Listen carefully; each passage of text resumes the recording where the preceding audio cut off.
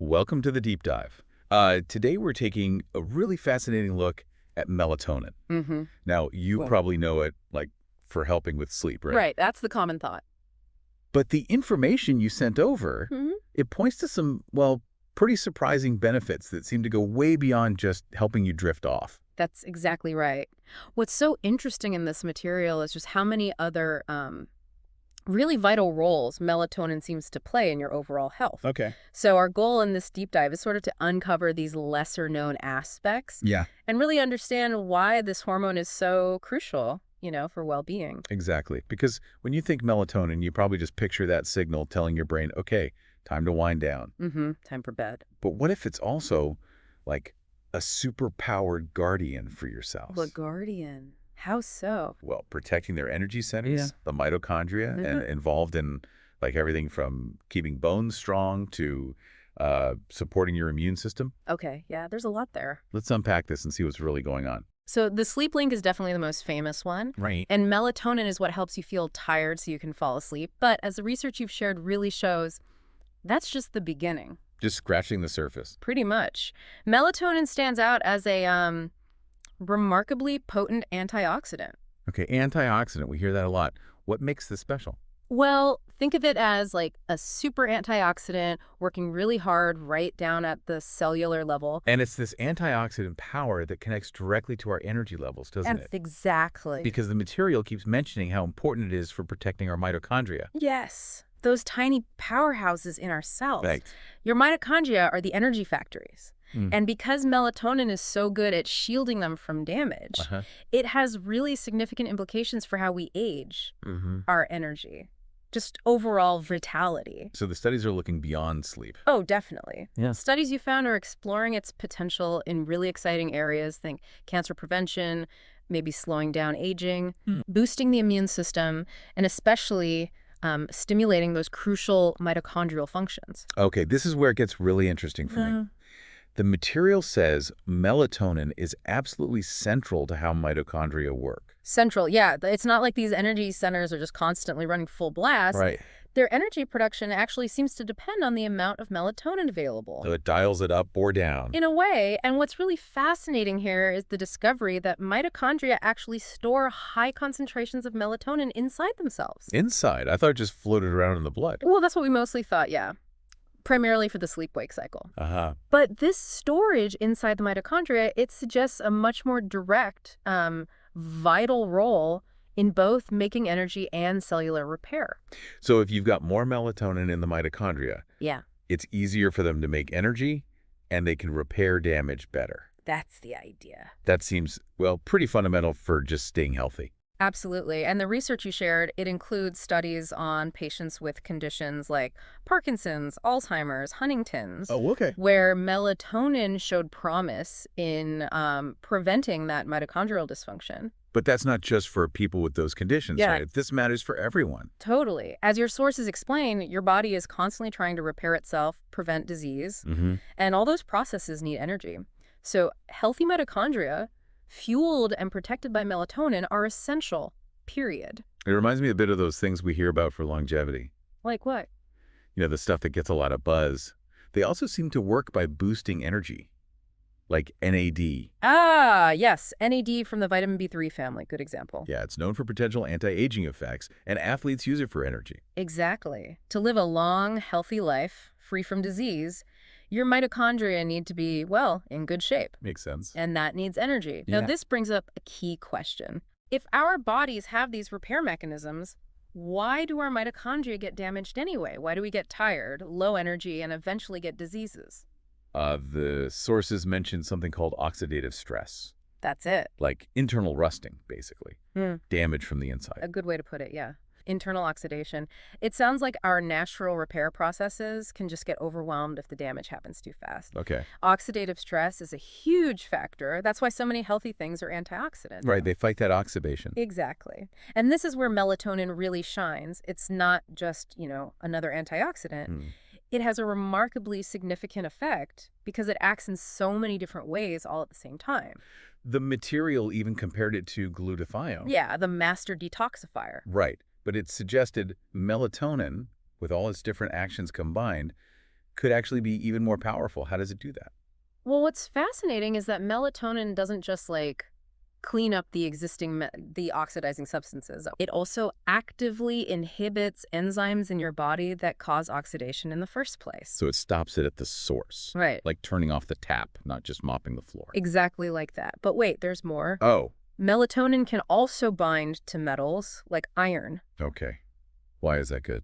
because that binding prevents the formation of some really nasty stuff, like the hydroxyl radical, which causes serious cellular damage. Wow. Okay. That's a pretty comprehensive defense system then. It really is. And the sources even touched on some other potential benefits, though maybe more experimental, Yeah. like reducing the toxicity of certain drugs. Methamphetamine was mentioned. Real. And in lab studies, making treatment-resistant cancer cells maybe respond to therapy again. That's incredible, potentially. It is. These are areas still being researched, of course, but they highlight how protective melatonin is at that deep cellular level. And importantly, as your sources stress, melatonin is considered very safe to use. Good to know. Okay, so we've done the cellular deep dive, but it sounds like melatonin's influence goes way beyond just sleep and our cellular powerhouses. Oh, absolutely. The material mentioned roles in regulating bone and muscle development, even things like maturation of reproductive organs, the placenta in pregnancy. Yes. If you connect this to the bigger picture, you see how fundamental melatonin is. How so? Well, for instance, low levels are linked to a higher risk of bone fractures, osteoporosis. Okay, that's significant. And because it can sort of gently modulate estrogen levels, it plays a role in managing conditions like PCOS, polycystic ovary syndrome, and PMS too. Right, the hormonal balance aspect. Exactly. And it's not just bones and hormones. Cardiovascular benefits too. That's right. The sources talk about it reducing the risk of cardiovascular problems. Wow. Mostly due to its anti-inflammatory and immune-regulating effects. Inflammation again. It keeps coming up, doesn't it? And low melatonin is even mentioned as a risk factor for hypertension, for high blood pressure. So low melatonin, high blood pressure, inflammation. That sounds like a bad combo for the heart.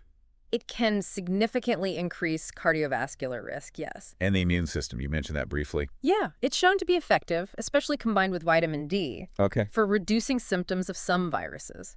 Not by killing them directly, but by modulating the immune response. Modulating, meaning? Meaning calming down excessive inflammation, controlling an overactive immune response, while still letting the body fight the infection effectively. It's about balance. Immunomodulation. Yeah. Got it. Now, let's circle back to the thing everyone knows. Sleep. Sleep. The research you shared looked at tons of studies, right? On people with sleep issues. And it found taking melatonin, maybe a couple hours before bed, helped them fall asleep faster, increase total sleep time, improve sleep quality, like more deep sleep, and cut down on waking up at night. So even with all these other amazing benefits, Yeah. it definitely still works for sleep. It really does. And what's fascinating is that well-known pathway, less sunlight hits your eyes. Right, in the evening. Signals the brain's master clock, tells the pineal gland, okay, make some melatonin. The pineal gland, right. But as lots of people find, melatonin production tends to decrease as we get older. Yeah, you hear that. You can even see it in the difference between how much babies sleep versus adults. True. And that's where supplements come in for some people. It seems so. The sources suggest it can be really helpful for folks dealing with shift work, jet lag, or just generally messed up sleep schedules to help reset that natural cycle. Makes sense. Okay, beyond sleep, the energy and mitochondria link connects to longevity too. That's the idea. The material mentions melatonin can influence growth hormone. Growth hormone, isn't that for kids growing? In kids, yes. But in adults, growth hormone is more about tissue renewal and repair. Oh. So boosting that could potentially contribute to slowing down some aspects of aging. That's a really interesting connection. The material mentions something about women maybe having more growth hormone and living longer. Is that linked? It's a potential factor being explored, yeah. The links are complex. And the benefits keep coming. Yeah. It seems melatonin also plays a protective role for our eyes, for vision. It does. And again, it comes back to that mitochondrial energy and protection we talked about. Our eyes need healthy mitochondria too. Absolutely. They're very energy demanding. Studies in people with conditions like glaucoma or macular degeneration showed that melatonin supplementation helped protect against the damage getting worse. and helped maintain clearer vision in some cases. Wow. Okay, let's try and piece this cycle together then. Right. If we have a healthy sleep cycle, our melatonin production naturally peaks when middle of the night. Usually between about 2 a.m. and 4 a.m., yeah, with a good circadian rhythm. And this melatonin burst isn't just for sleep. Yep. It can be stored in the mitochondria to fuel all those other things, the antioxidant defense, the repair, all that stuff we've been discussing. Exactly. And what's really key for helping melatonin actually accumulate in the mitochondria for those non-sleep benefits. Yeah, it helps. Is exposure to infrared light. Infrared, like from the sun. Yes, especially natural sunlight at dawn and dusk, or even from using infrared saunas. Interesting. So the flip side, yeah, if your sleep schedule's all over the place, right, too much blue light yeah, from screens at night, not enough of that infrared light. Yeah, that whole package. Leads to poor sleep, obviously, but also less restorative sleep, higher inflammation, weaker immunity, maybe faster aging, and more disease risk. That seems to be the connection the sources are drawing, yes. It's all interconnected. It's almost a paradox then, isn't it? Oh, so. We all think of melatonin as the sleep aid. Yeah. And it helps. We just said that. Right. But the sources suggest it might not even be the best option if sleep is literally the only thing you care about. That's an interesting point they raise. Like things like 5-HTP or tryptophan, magnesium, GABA. Those might be more specifically targeted just for sleep issues. That could be the case for some people, yeah. Melatonin's real power, as highlighted in the material you shared, really seems to lie in these other, less appreciated effects. The antioxidant stuff, the mitochondria support. Exactly. Its broader roles throughout the body. That's where it truly shines, perhaps. So, okay, what can people actually do? What are the practical steps to maybe boost melatonin or get these wider benefits? Good question. The sources mentioned supplementation, of course. Yeah, what kind of dose? Typical doses seem to be around, say, 5 milligrams taken at night. Okay. But they also advise being careful not to go way over that and maybe avoid super high doses long term to help maintain your body's own natural production. Right. Don't want to shut down your own system. Precisely. And beyond supplements, prioritizing that infrared light exposure we mentioned. Sunlight at sunrise and sunset. Yep. Or maybe infrared saunas, if that's accessible. That could be really beneficial for mitochondrial health and potentially melatonin storage. Okay. And the material also really stresses optimizing your natural melatonin production. How do you do that? Well, making sure you get enough tryptophan, that's the amino acid your body uses to make melatonin. The precursor. Like in turkey. That's the classic example, yeah. But it's in other proteins, too. Also, supporting a healthy gut microbiome. The gut. How does that link? Because your gut bacteria influence serotonin production, and serotonin is the step before melatonin. Wow, okay.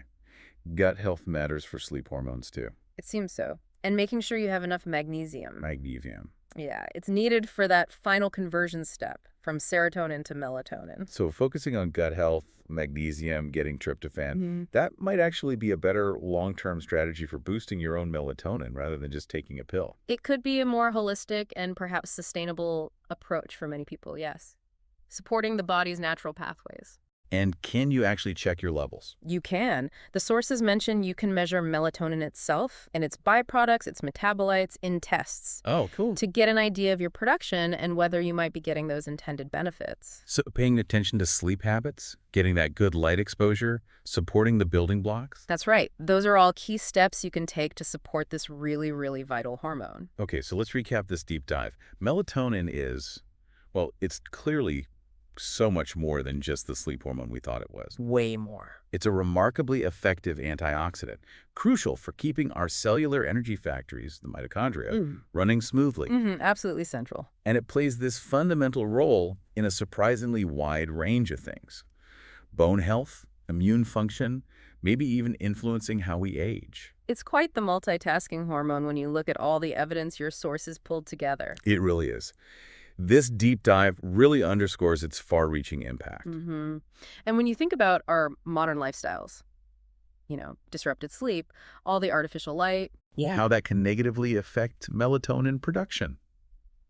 It really makes you wonder, doesn't it? Wonder what? What other fundamental biological processes, like this one, might we be underappreciating or misunderstanding in our whole quest for health and longevity? That's a good point. Perhaps, as your sources seem to suggest, the real key to well-being lies in, gaining a deeper understanding and actively supporting these foundational mechanisms within our own bodies. Yeah. Maybe the answers aren't always in the newest, flashiest thing, but in supporting the basics we're only just beginning to fully appreciate.